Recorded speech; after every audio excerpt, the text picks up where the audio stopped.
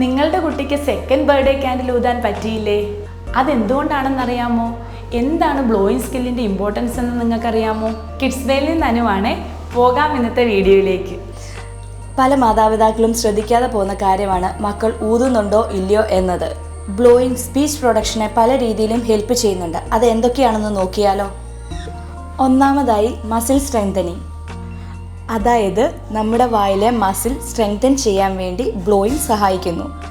നമുക്കറിയാമല്ലോ, സംസാരിക്കാൻ lip, tongue, cheeks എന്നിവയുടെ സഹായം ആവശ്യമാണ്. ബ്ലോ ചെയ്യുന്നതിലൂടെ ഇവയുടെ സ്ട്രെങ്ത് കൂട്ടാൻ സഹായിക്കുന്നു. അടുത്തതായി ബ്രെത്ത് സപ്പോർട്ട്. വ്യക്തമായി സംസാരിക്കുന്നതിനും ഒറ്റ സ്ട്രെച്ചിൽ കൂടുതൽ വാക്കുകൾ പറയാനും ബ്രെത്ത് സപ്പോർട്ട് അനിവാര്യമാണ്. Clarity of speech.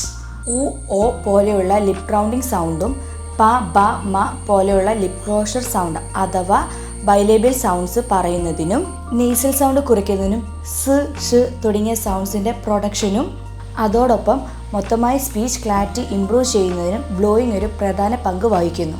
ഇനി ബ്ലോയിങ് ഇംപ്രൂവ് ചെയ്യാൻ എന്തൊക്കെ മെത്തേഡാണെന്ന് നമുക്ക് കാണാം.